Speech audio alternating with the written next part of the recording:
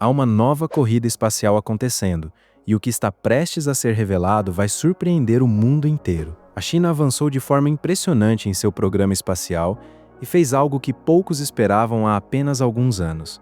Entrou de cabeça na disputa pela conquista da Lua, desafiando diretamente os Estados Unidos pela liderança nessa corrida histórica. O ritmo acelerado do programa lunar chinês, aliado ao cumprimento rigoroso de metas dentro dos prazos estabelecidos, coloca o país não apenas como um competidor sério, mas como um possível líder nessa disputa. Apenas 2 sondas espaciais já pousaram no lado oculto da Lua, e ambas são chinesas. Uma delas coletou amostras e as enviou de volta à Terra, chocando a comunidade científica mundial. Com os primeiros resultados da análise dessas amostras já publicados por cientistas chineses, hoje vamos mergulhar nos segredos do lado oculto da nossa Lua e descobrir o que acabamos de aprender sobre ele. E, claro, vamos tentar entender se os Estados Unidos ainda conseguirão manter a liderança nessa nova e histórica corrida espacial. A jornada da China na exploração lunar começou relativamente tarde, em 2007, mas isso acabou sendo uma vantagem enorme.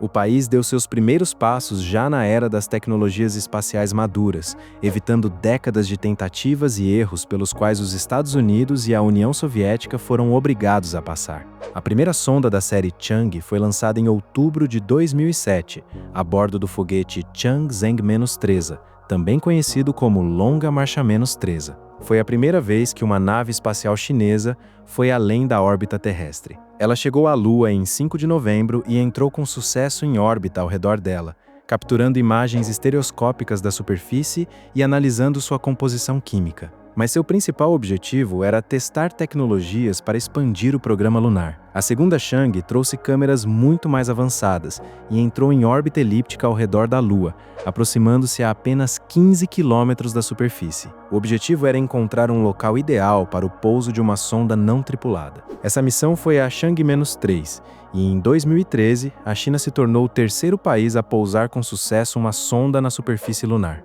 Mas isso foi apenas o começo, pois as missões Chang'e-4 e Chang'e-5 foram verdadeiramente revolucionárias. A Chang'e-4 realizou, pela primeira vez na história, um pouso no lado oculto da Lua.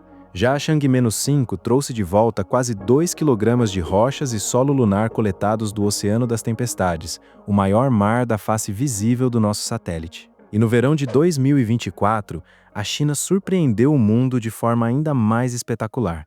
Pela primeira vez na história, amostras do lado oculto da Lua chegaram à Terra. A missão Chang'e-6 é essencialmente uma versão aprimorada da Chang'e-5, composta por uma combinação de 4 módulos com massa total superior a 8 toneladas. O lançamento aconteceu em 3 de maio de 2024, a partir da ilha de Hainan, e em poucos dias, toda a estrutura entrou em órbita ao redor da Lua. Durante 20 dias, a sonda foi gradualmente ajustando sua órbita e mapeando a superfície em busca do local ideal para o pouso. Finalmente, em 1º de junho, o módulo de descida se separou e realizou um pouso bem-sucedido no lado oculto da Lua. No coração da Lua, dentro de uma cratera de impacto chamada Apollo, que repousa dentro de uma bacia ainda maior conhecida como Polo Sul Aitken, encontra-se um dos segredos mais fascinantes do nosso satélite. Esse enorme vestígio de uma colisão ancestral cobre grande parte do lado oculto da Lua, e o impacto gigantesco que o criou pode ter liberado fragmentos do manto lunar, oferecendo uma oportunidade única de entender como nosso satélite é por dentro. Assim, o principal objetivo da sonda de pouso e de toda a missão era, sem dúvida, coletar e trazer de volta amostras. A broca e o braço robótico instalados na sonda entraram em ação imediatamente. Enquanto isso, um pequeno rover acoplado à nave se separou e registrou imagens do módulo de pouso à distância. Conduzir qualquer tipo de pesquisa no lado oculto da Lua não é tarefa simples, já que os sinais da Terra não conseguem alcançar as sondas diretamente. Por isso, o satélite de retransmissão Quetzal-2 foi lançado antecipadamente para a órbita lunar. O módulo de pouso era tecnicamente capaz de coletar amostras de solo e rochas não apenas da superfície, mas também perfurando até 2 metros de profundidade no regolito lunar. Ao final, a sonda conseguiu reunir 1,935 kg de amostras e armazená-las em um módulo de retorno separado. Esse pequeno módulo decolou no dia 3 de junho e entregou as amostras na órbita. Lá, realizou um acoplamento com a nave orbital e transferiu as amostras para uma cápsula especial de retorno. No dia 21 de junho, a nave orbital deixou a órbita da Lua. E então, no dia 25 de junho de 2024, o mundo inteiro assistiu à cápsula com as amostras se separar da nave e pousar na região autônoma chinesa, conhecida como Mongólia Interior. Foi a primeira coleta de amostras do lado oculto da Lua na história. Amostras que prometem revelar segredos profundos de uma face do nosso satélite ainda pouco explorada.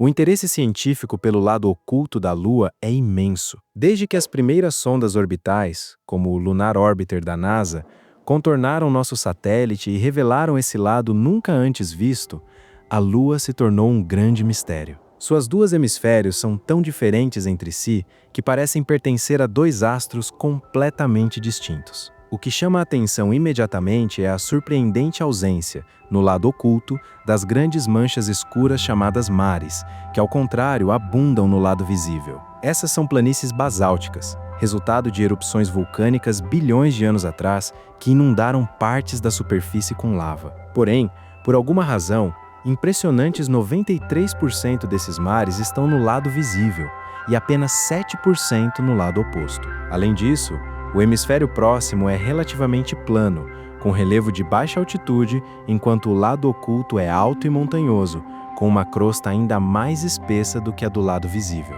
Essa dicotomia no relevo do nosso satélite intriga os cientistas há mais de 50 anos. Como é possível que dois hemisférios de um mesmo corpo celeste sejam tão radicalmente diferentes? Muitos modelos tentaram explicar esse fenômeno. Em 2023, um grupo de pesquisadores tentou simular o famoso impacto que originou nosso satélite e descobriu que ele próprio poderia ser a causa dessa diferença. A colisão gigantesca do nosso planeta com um corpo do tamanho de Marte pode não ter apenas arrancado um grande fragmento da prototerra, mas literalmente ejetado dois aglomerados de material que compartilhavam a mesma órbita ao redor da Terra. Com o tempo, esse fragmento menor adicional caiu sobre a superfície da Lua em uma interação lenta, que não gerou uma cratera como num impacto típico, mas simplesmente se acumulou sobre a superfície na forma de uma camada extra de material e uma crosta mais espessa, formando assim uma vasta região montanhosa. Como consequência, a Lua ficou ligeiramente abaulada de um lado e se reorientou,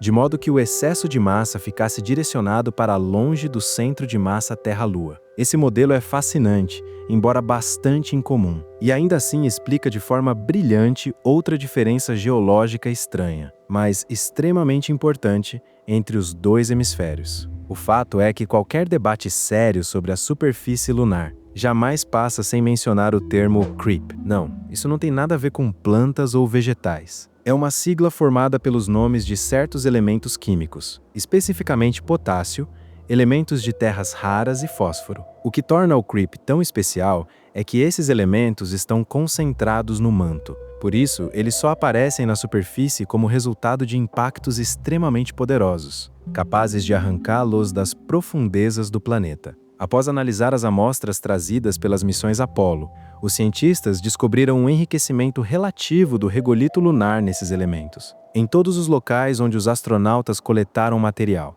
Mas eis o ponto crucial. Se no lado próximo da Lua a concentração deles é elevada, no lado oposto ocorre exatamente o contrário, há uma escassez significativa. E não foi a análise das amostras da Chang'e-6 que revelou isso. Muito antes das missões chinesas, os cientistas já suspeitavam que o lado distante era pobre nesses elementos, mesmo sem coleta de amostras. Na verdade, existe um mapa completo da distribuição do CREEP na superfície. Já que alguns desses elementos são radioativos, o tório pode emitir espontaneamente fótons gama, que podem ser detectados por uma sonda em órbita. Ao capturar fótons gama de determinado comprimento de onda, é possível visualizar a distribuição dessa substância na superfície. À primeira vista nesse mapa, fica claro que algo está errado. O excesso de CREEP parece estar concentrado em apenas um local, ao redor do Mar das Chuvas, cobrindo grande parte do hemisfério próximo. Mas isso não é o que se esperaria ver em uma Lua coberta de crateras. Como já mencionamos,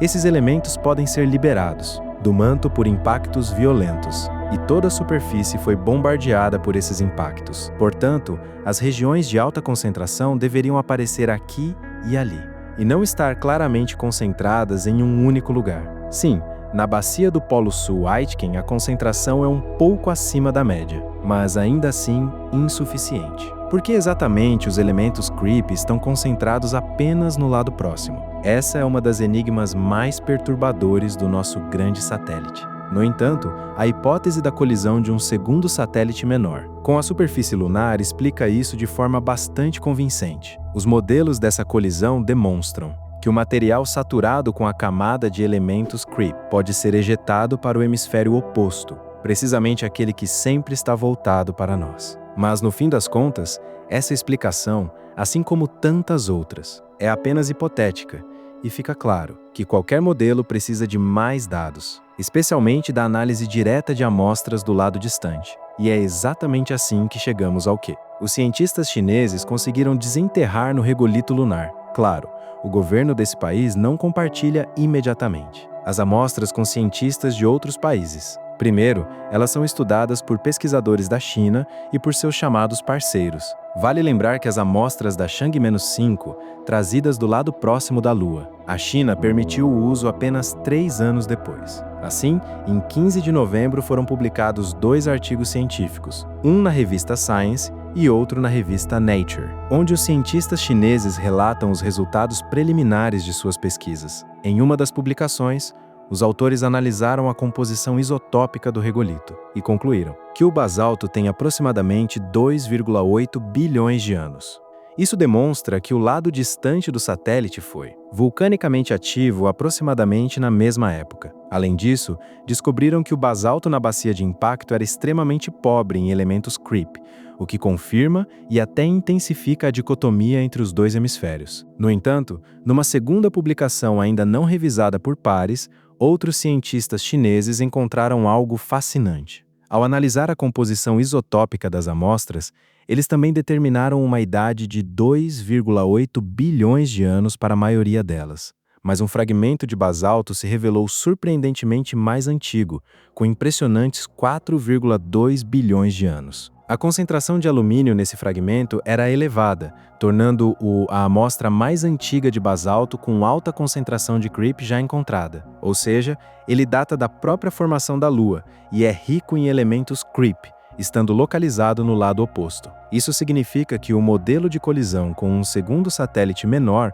pode não estar completamente correto. Se nos primórdios da Lua ambos os hemisférios continham concentrações semelhantes desses elementos, então é preciso buscar outra explicação. Uma mudança fundamental na composição do magma provavelmente ocorreu entre 3 e 4 bilhões de anos atrás, e o que exatamente a causou ainda precisa ser compreendido. Claro, não se pode descartar que essa amostra específica tenha sido transportada do outro hemisfério, já que impactos podem lançar material por milhares de quilômetros. No entanto, essa amostra ancestral de 4 bilhões de anos não parece ter vindo de longe. Ela possui uma estrutura magmática pristina e não apresenta nenhuma fratura causada por impactos, sugerindo fortemente que se originou na própria cratera Apolo. Ainda assim, isso não resolve o mistério da diferença geológica entre os dois hemisférios e não confirma nenhum dos modelos existentes. Portanto, este é apenas o começo da investigação e análises futuras de amostras de diferentes regiões do nosso satélite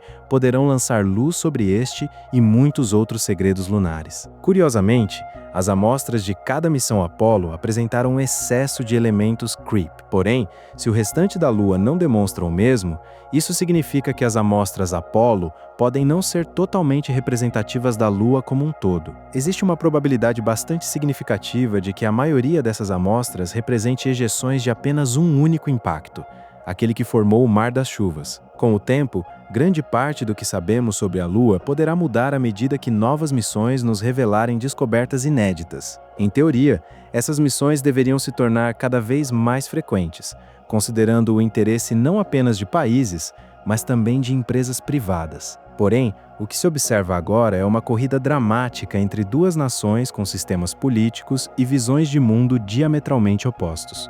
E nessa corrida, a NASA, sob a liderança de Bill Nelson, alerta repetidamente: Se a China chegar ao Polo Sul antes dos Estados Unidos, poderá efetivamente se apropriar de parte dos recursos locais, simplesmente bloqueando o acesso de outros países a determinadas áreas. Vale lembrar que nas crateras permanentemente sombreadas há uma alta probabilidade de existir água, um recurso extremamente valioso, inclusive como combustível para foguetes. Isso seria um golpe devastador nas ambições espaciais dos Estados Unidos. Então, como está a missão Artemis? Na verdade, não muito bem, pois ainda há uma série de problemas técnicos e, aparentemente, políticos, que somados ao ritmo impressionante do programa lunar chinês, levam a questionar as chances reais dos Estados Unidos de acabarem em segundo lugar. Em abril de 2024, numa coletiva de imprensa, em um dos cosmódromos chineses foi anunciado que o projeto dos componentes principais da missão tripulada já está concluído. A construção do foguete Longa Marcha 10, da nave Mengzhou e do módulo lunar Lanyu, que levarão os astronautas chineses, os taikonautas, ao polo sul da Lua, está em pleno andamento. E no final de setembro de 2024, os chineses já apresentaram até o traje espacial. A ideia da missão é lançar separadamente, em 2 foguetes, uma nave com 3 astronautas e um módulo lunar. Em seguida, o módulo e a nave se encontrarão na órbita lunar, e uma equipe de 2 astronautas descerá à superfície no módulo. Lá, eles têm 6 horas antes de se reunir ao colega em órbita e retornar à Terra. O governo chinês declarou que o plano deve ser concretizado até 2030. O que significa até 2030 no contexto da China é difícil de prever. Pode ser o próprio ano de 2030, ou antes. De qualquer forma, isso representa uma ameaça real para os Estados Unidos, já que regimes autoritários têm muito mais facilidade em cumprir planos originais, o que a China vem provando com seus impressionantes sucessos no programa Chang'e. Atualmente, o programa Artemis, que pretende devolver astronautas americanos à Lua, não está em sua melhor fase. O primeiro voo de teste, em 2022, foi bem sucedido. O segundo voo, no qual os astronautas deveriam orbitar a Lua, estava previsto para o final de 2025, com o pouso na Lua não antes de 2026. Porém, esses planos já são praticamente inviáveis. Em 5 de dezembro de 2024, a NASA anunciou que a Artemis II seria adiada para abril de 2026, no mínimo, enquanto o retorno à Lua não deve acontecer antes de meados de 2027. O atraso está principalmente relacionado à cápsula Orion, que precisa de melhorias. Descobriu-se que, durante a entrada na atmosfera, o escudo térmico se desgastava de forma irregular, diferente do que os engenheiros esperavam. Segundo a NASA, isso aparentemente não afetava a temperatura dentro da cápsula, mas ainda assim era necessário investigar tudo a fundo. Os problemas com a Orion dizem respeito, claro, à segunda missão Artemis. Mas a situação é ainda mais complicada com a terceira missão, que é justamente a que deve levar humanos de volta à Lua. Por enquanto, existe apenas um protótipo do traje espacial, apresentado em 2023, que ainda precisa ser aperfeiçoado pela empresa privada Axiom Space. O módulo de pouso, que levará os astronautas à superfície, também está atrasado. A SpaceX recebeu o contrato para criar esse módulo, que será construído com base no Starship. No momento em que este vídeo foi gravado, o Starship havia completado seu 6º teste de voo e continua melhorando a cada lançamento. No entanto, para ser adequado ao programa Artemis, ele precisa cumprir algumas etapas críticas. O Starship precisa de reabastecimento em órbita antes de partir em direção à Lua. Por isso, a SpaceX precisa primeiro demonstrar um reabastecimento bem-sucedido em órbita, assim como um pouso de teste na superfície lunar. O quanto tudo isso é viável no próximo ano e meio é difícil de dizer. Pelo menos a fase de reabastecimento está planejada para 2025. Há também a questão dolorosa do foguete Space Launch System. Ele é frequentemente criticado, e com razão, pelo custo exorbitante. Um único lançamento custa no mínimo 2 bilhões de dólares, já que a recuperação do primeiro estágio não está prevista. Nesse contexto, já circulam certos rumores. Mais especificamente, o renomado jornalista espacial americano Eric Berger escreveu que, segundo suas fontes, existe uma probabilidade de 50% de que Zi seriozny підставі вважати, що Трамп може взагалі скасувати цю ракету. Цілком логічно, враховуючи його добре відомі стосунки з Ілоном Маском. Трамп може змусити агентство передати значну частину своєї діяльності приватним компаніям, a ovipatkus i Space Launch System, ochevidno alternativo je neshoinche jak Starship. Ale ti može vinti budiaka incha raketa tak lerko i examiniti. Teoretično. Tak. Ale SLS je robochoju versiju. Samica raketa bula tine jedino i častino programe Artemida, jaka nespritinjala za trimuk, i do tovož bliskuti za rekomendovala sebep čas misiji Artemis-am. To ti spravdi i examina dopomože do trimatiza grafika. O SpaceX je robot rakete, zokrema Falcon Heavy, ale i dovelosa besučevo modifikувати, adже модуль з екіпажем неможливо просто вставити у звичайний відсік для корисного навантаження. Необхідно додати систему аварійного припинення запуску на випадок непередбачених ситуацій. Крім того, сам Оріон довелося бемодернізувати та позбавити зайвих елементів, що збільшують масу і знижують продуктивність ракет. Одним словом, безліч проблем, а їх вирішення несе нові ризики та велику невизначеність. Поки що можна лише здогадуватися, як нова адміністрація Білого дому вплине на місію Артеміда. Трамп відомий тим, що вважає Китай головним конкурентом Сполучених Штатів в усіх сферах. І це може стати додатковим стимулом для підтримки програми. Але водночас не варто виключати, що кардинальні зміни можуть лише нашкодити, а не допомогти випередити Китай. Вже відоме ім'я нового адміністратора НАСА – це Джаред Айзекман. Мільярдер, який двічі літав у космос приватними місіями та має тісні зв'язки з Маском. Саме він виходив у відкритий космос у скафандрі, що справив незабутнє враження на весь світ. Який вплив на місію Артеміда матиме людина, настільки наближена до Маска? Покаже час. Наразі чинний адміністратор заявляє, що Сполучені Штати перебувають у хорошій формі, аби стати лідером, і передають новій адміністрації все необхідне для повернення на місяць раніше за Китай. Хочеться вірити, що за цими словами стоїть реальна сила і що саме так усе і станеться. Яка роль SpaceX у поверненні людства на місяць? Чи не спробує Маск бойкотувати місячну програму заради якнайшвидшого досягнення Марса? Адже такий сценарій теж цілком можливий.